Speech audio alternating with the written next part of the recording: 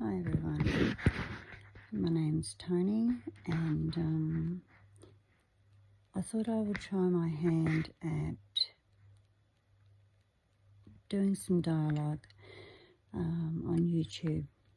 I hear so much about life coaching and so much about a lot of alternate methods, trying to move forward with mental health issues. And this does not make me unique by all means.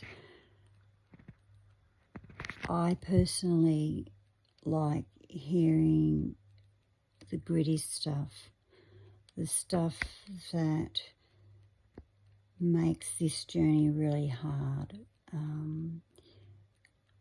I also need to hear, as an individual, as a woman, what sort of things can be put to use to be able to move forward, to be able to move through whatever that challenge is, whatever that issue may be.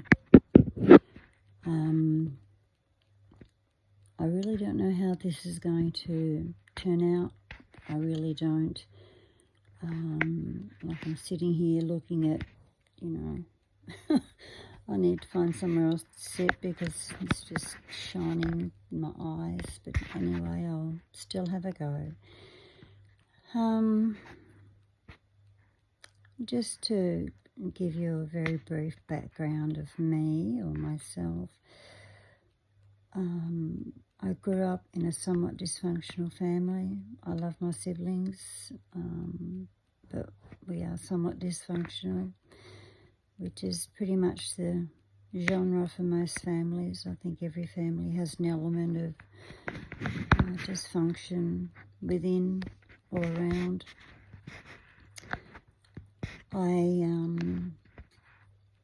I first started drinking when I was 12, taking drugs at 15, drug-induced psychosis by 19, and in rehab by 25. I first went to AA when I was 19, and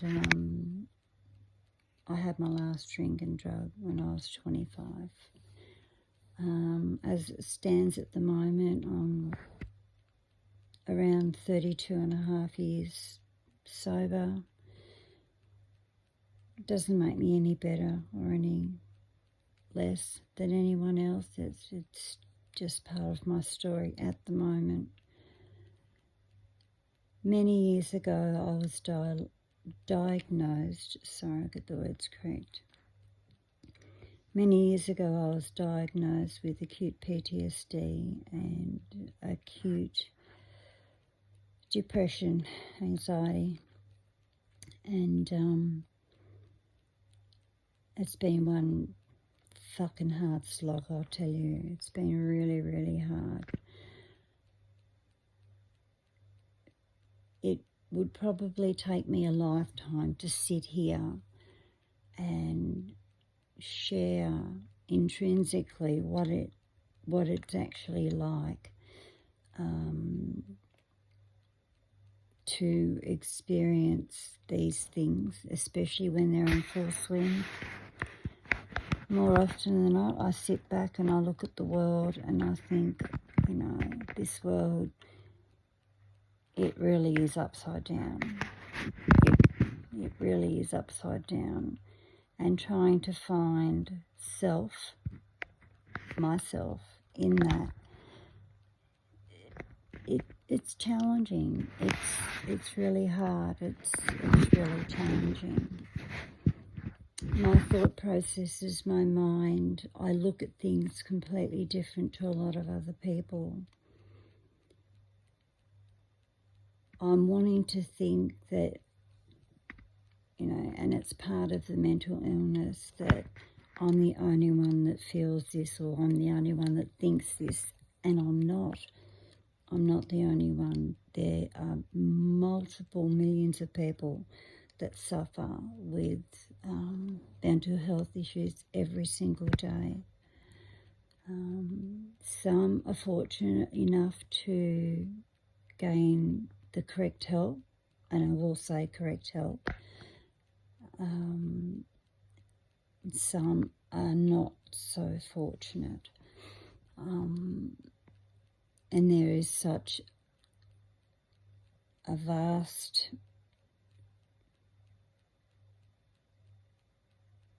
I just cannot put parameters around what it is and what it is not.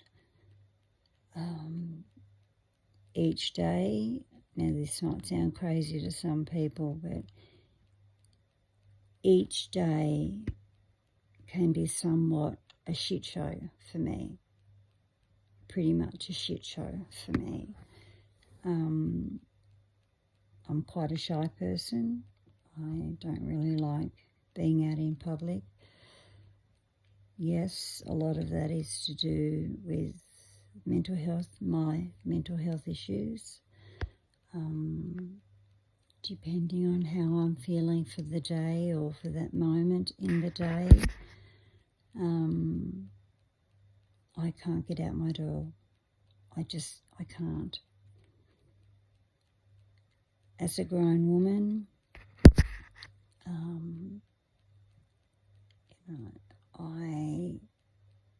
I don't like it, but it's part of my story.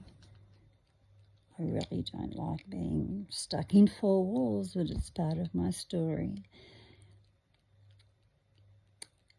Sometimes I can view the world and I may see somebody or catch a reflection somewhere, and it's like, what's going on in that person's mind? And sometimes it can be me, just catching that reflection in the mirror or in a window down the street somewhere or wherever.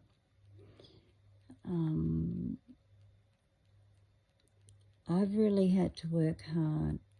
I've truly had to work hard. It may not seem that way to some people, but I truly have had to work hard. I've been blessed to have had 4 boys. They've all grown. I have one boy living at home with me at the moment. I'm not going to go into names, etc. That's their privacy. But I absolutely adore my 4 boys. Whether, I don't care what my boys do. I back them 100%, and I absolutely adore my kids, and I miss a few of my kids, and if you know me personally, you will understand what I'm saying here. I absolutely adore and miss my kids every day, and it's not unusual for me to have a tear every day for my kids. Unfortunately, too, they have been not so much diagnosed but affected by mental health, and I'm not saying it shows through. I'm not saying that at all. I think, in a way, everybody is affected. Everybody. As I said before, every family has an element of dysfunction, and that's not going to stop in any period of time. It just won't. There'll just be new families with new points of dysfunction. I don't really think mental health has changed over the years. Names have changed, yes, but the actual beingness in that mental health, in that particular diagnosis, I'm thinking that it's pretty muchly just typecast. I don't want to be arrogant as I say that. Please don't misconstrue me for that. To be one to sit on my laurels is, it will come back and bite me on the arse real quick. real quick. I really don't know how this is going to go with my self-sharing. I'm assuming that for myself, some days I'll be sharing like now, middle of the night, 1 o'clock in the morning. I don't sleep well, I never have. As a young girl, little girl, I would wake my dad at 3:30 in the morning. Come on, Dad, let's go to the racetrack. Let's go to the racetrack. Yeah. I do have a horse, and my horse is part of my therapy. I'm kind of the old bag and cat lady. I've got 5 cats and 3 dogs and a horse. And they are pretty much my life. I have believed for a very long time now that people are the animals in this world. And people are really cruel. People are really mean. No wonder I like my animals. But it's part and parcel of getting well to be able to communicate on a level that's comfortable for both parties, or for everyone involved.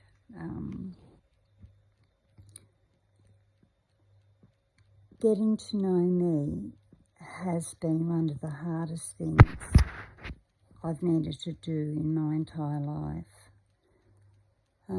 I've read hundreds of books. I've read hundreds of paragraphs out of books. Living spiritually, what I believe to be spiritually, and that is not of any denomination. I may receive, call them small epiphanies,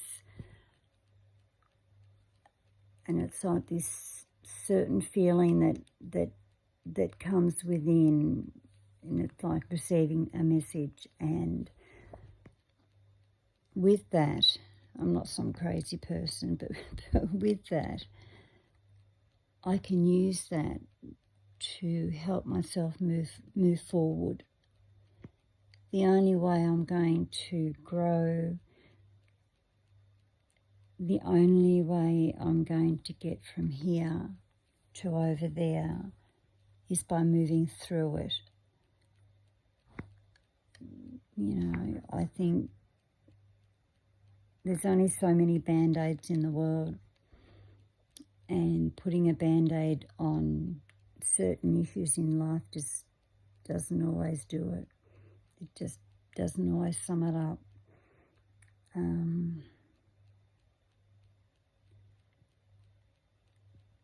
I'm really hoping that people won't be mean. That's all I ask. You know, if you've got nothing nice to say about what I do or don't say, just please don't be mean about it. I'm growing. I know jack all about technology. Hell, it took me 2 hours just to work out a Gmail on YouTube today. Bloody hell. I don't know how anyone can work with computers. I'd be happy to throw the damn thing, but apparently this is just modern day technology. When I spoke with 2 of my sons and said that this is what I would like to try, they were both for it, and I was very grateful for that. Very grateful. Needless to say, I do need their help computer-wise. I probably won't even know how to put this one on, you know, to load it up onto the site. And I'm going to call the site an Unlived Life, because that's what it feels like. That, you know, I'm not living life to its full potential. I'm not asking a zillion one people out there to contact me with their new, wonderful way. And I don't wish to sound disrespectful, as I'm not here to put other people down. I'm not talking about finding the best life coach. I've tried several different things, and I take what I call an eclectic approach. And if I find meaning in something of, a certain denomination or a certain book I might read, and if I can put that into my life, and it helps me to move forward, then I'm happy to use it. One thing that I do want to talk about too is I know what it's like to be a client. I know what it's like to be a professional in the welfare sector. I've worked in the welfare sector. I've volunteered in the welfare sector. I've taken classes in the welfare sector.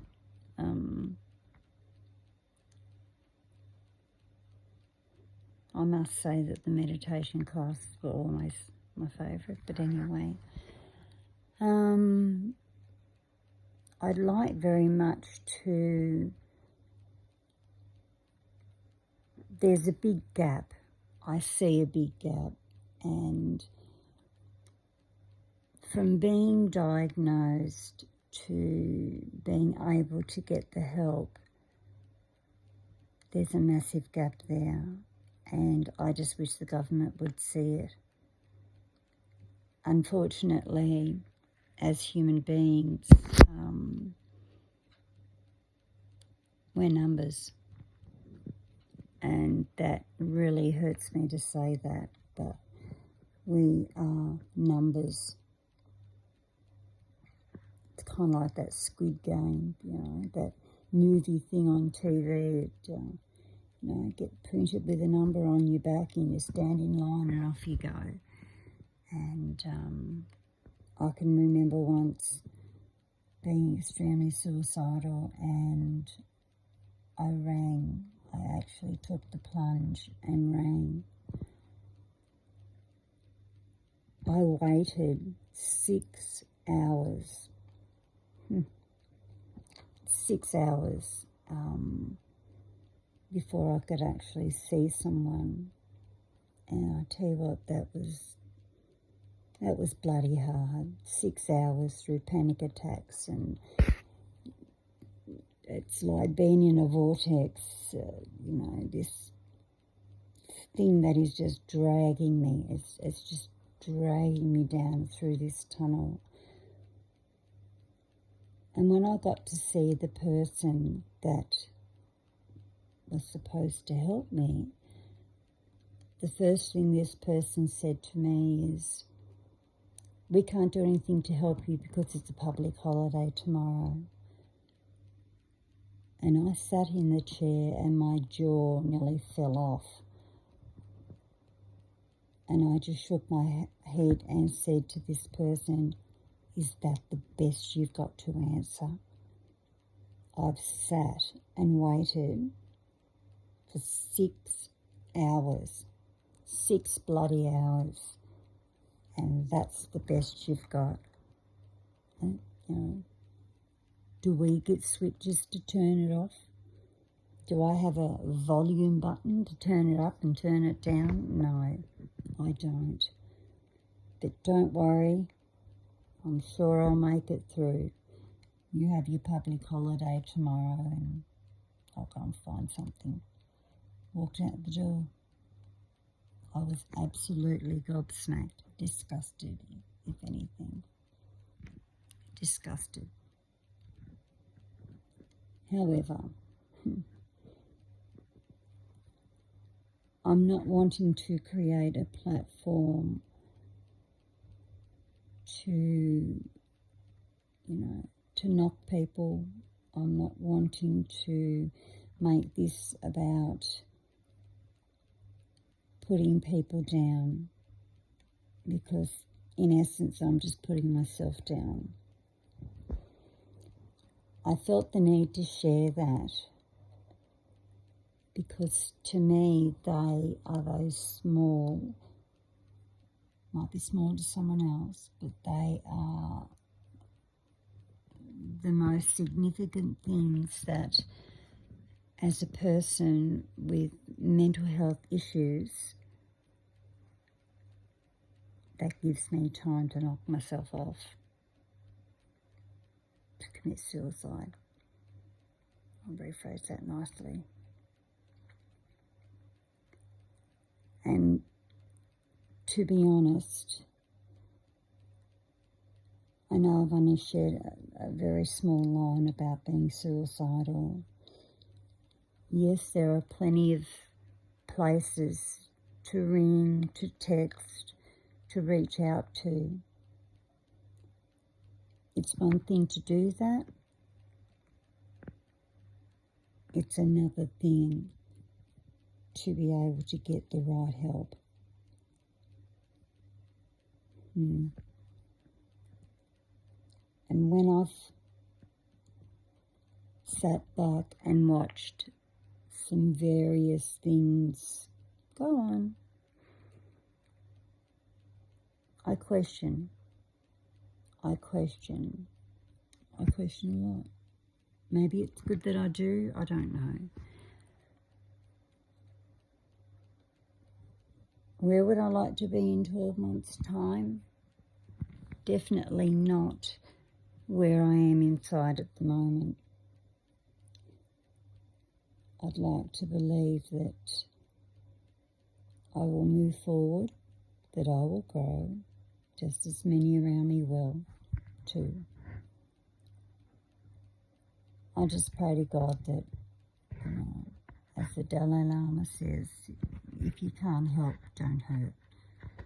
And I've got this most horrendous fear that I'm going to be criticised to the nth,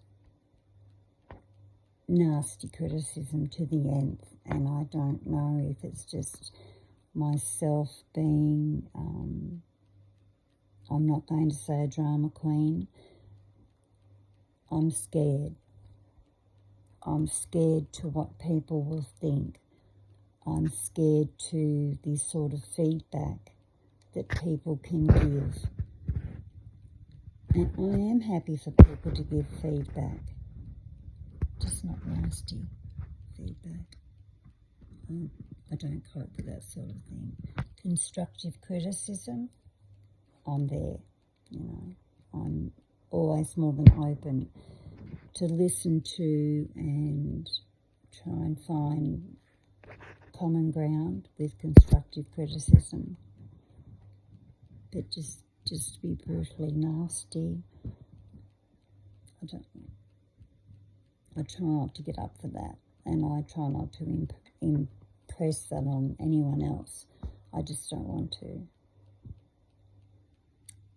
Anyway, I'm sure I'll put some more on very soon. Take care, and we'll talk soon. Bye.